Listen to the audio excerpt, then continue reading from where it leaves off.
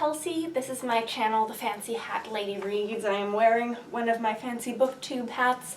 I am here with a video for you today because last week was the Rereadathon. This was a readathon that ran from the 6th through the 13th. It was hosted by Aoife from the channel Fred Weasley Died Laughing, and I'm going to tell you straight away that I didn't do terribly well at this readathon. Last week was also the presidential election here in the United States. I was and still am distraught by the results. That really threw me off my reading game, and I'm not really back on my reading game yet. But I don't really want to talk about that right now. I want to talk about the two books that I did read and what challenges they fulfilled. I did not meet all of the challenges as I was hoping to, but I checked some of them off. The two books that I reread were The We Free Men by Terry Pratchett, which I loved, and Catseye by Norton, which not so much. So this book fulfilled two separate challenges for the Rereadathon. The first was to reread a childhood favorite. The second was to read a book in a series. This is the first book in the Tiffany Aching series, which is a sub-series of the Discworld series that is intended for younger readers. I made the guess that I maybe read this first in around 5th or 6th grade or so. I think at the time that I read this, maybe the first two books had been released, and then I read the second two closer to around the time they were published when I was in high school. I haven't actually done the math with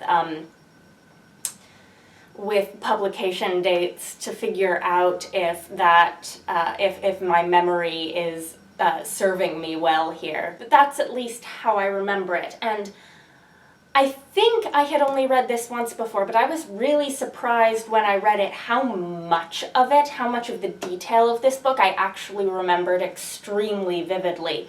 And I think that speaks to just how well crafted this book is, how well written it is, how much that is in it really stuck with me and became part of, I guess, how I read fantasy. This is about a young girl called Tiffany Aching. Her family is a sheep herding family, and she is a young witch, and over the course of this book she learns that she has the potential to be a witch, and she learns what she can do with that power. And in Terry Pratchett's Discworld, the witches tend to be a very practical sort.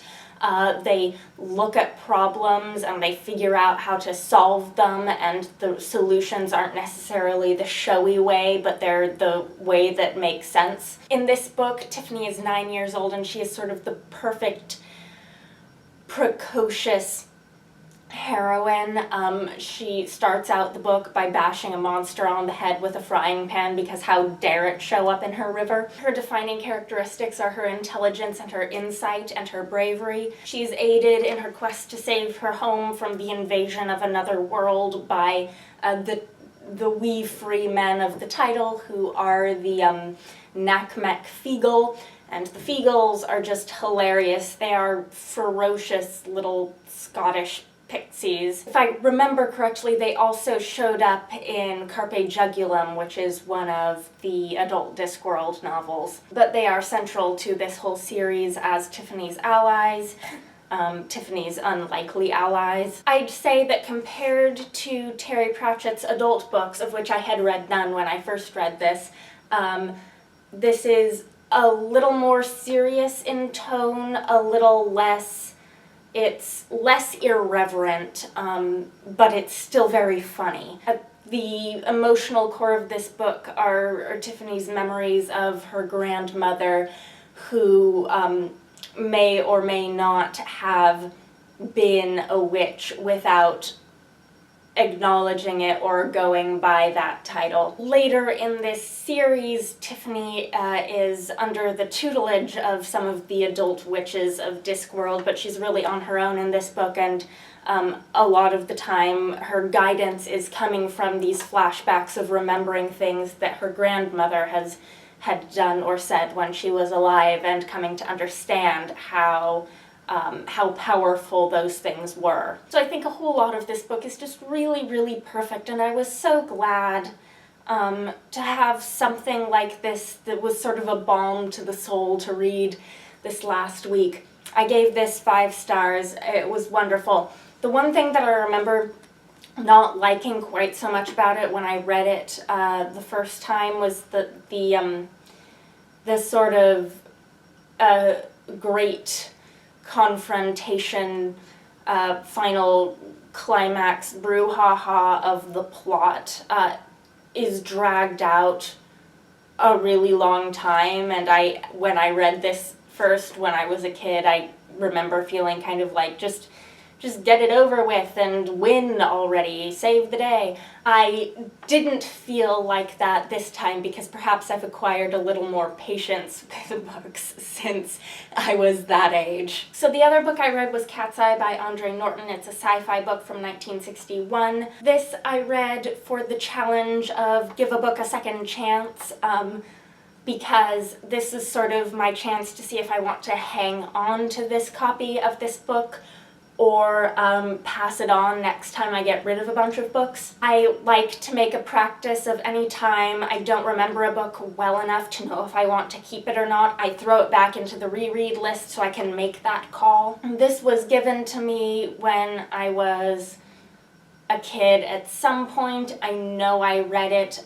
It was given to me by a family member, and because of who this came from and guessing why that person likes this book, I feel really bad about saying that I just didn't like it.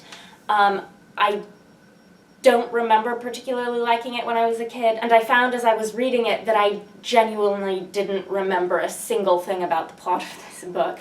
It had just absolutely vanished from my memory, which was the complete opposite of The We Free Men, which it turned out I remembered with great clarity. This is about a young guy called Troy who lives in this sort of slummy portion of a city on this sci-fi planet, and at the beginning of this book he lands a job which seems super, super great because, you know, it's employment. It's at this pet shop that imports rare animals as luxury items for the rich and powerful. And soon he's off on this intrigue-filled adventure because it turns out there are sinister things going on. Some of the most expensive and elite animals in here are the ones from Earth, the Terran animals.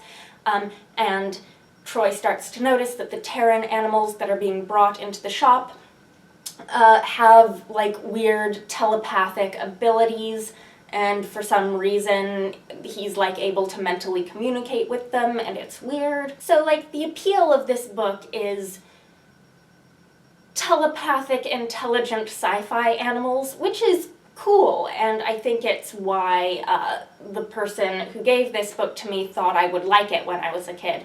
But it felt like the book itself was fairly shallow. It felt to me like all of the characters were only given as much dimension as was absolutely necessary for them to fulfill their role in the plot and no more, so I felt like I didn't really care about anyone in this book. As a sort of gaping plot hole, we're never given an explanation for like why this guy Troy is somehow exceptional. We just have to sort of understand that he is and roll with it. When all of the sort of big action gears up, there's an extended portion of the book that revolves around this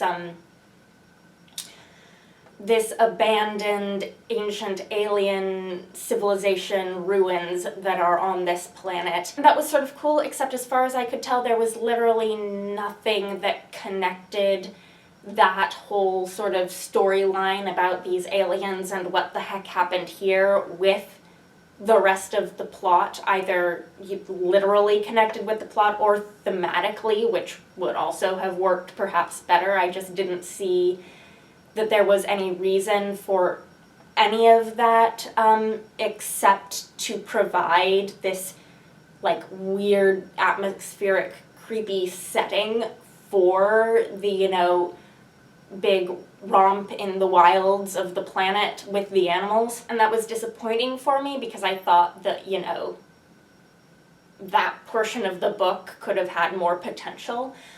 There is a little bit of substance that has to do with the ethics of the treatment of animals and with conservation. I was happy to see those, but I think they were only touched upon as much as was absolutely necessary.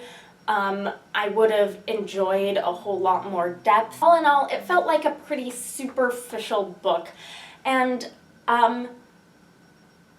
I know that for a lot of people, being able to read just for like a simple intrigue plot would mean that the book would read really quickly and you'd be able to get through it really fast and maybe enjoy it quite a bit.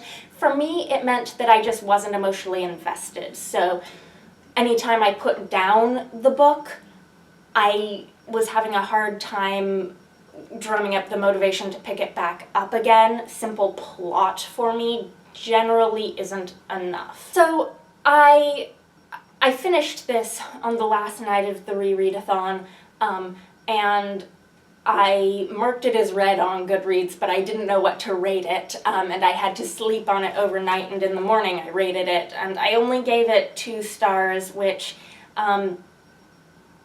feels a little unfair because I feel like there's nothing actually wrong with the book, but having thought about it, I really don't think I enjoyed it. And there is a big difference on Goodreads between a 2-star rating and a 3-star rating, which is why it was so rough for me to make that decision, because if you rate it 2 stars, that's an I basically didn't like it and it won't give you recommendations based on that book in the future, whereas a 3-star rating, even though it's only 1 star different, they will give you recommendations based on that book in the future.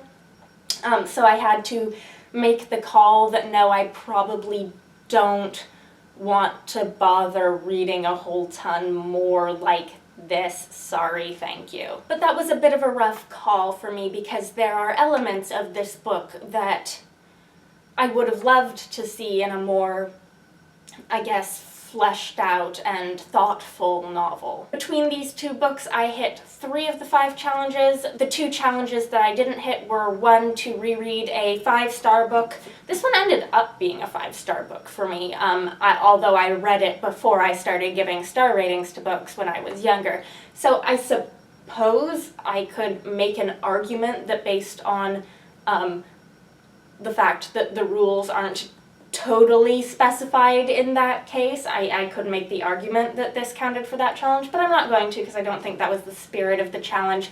And then the second challenge that I did not meet was to read 3 books. The book that I was planning on reading for those 2 challenges was Chalice by Robin McKinley. I just didn't get to it. I still think it would be a very good sort of happy reading book for me at some point in the near future, so I'm hanging on to it, but not yet. So these were the 2 books I read. Let me know if you participated in the Rereadathon and if you have a wrap-up I can watch. Thank you for watching. Let me know if you've read either of these books and what you thought of them, or if you're thinking about reading any of them, or you know, things. It's been a while since I've posted a video, but I will have my TBR for the Tome Topple also up very soon. That is all. I hope you're all hanging in there in an uncertain world. Bye for now.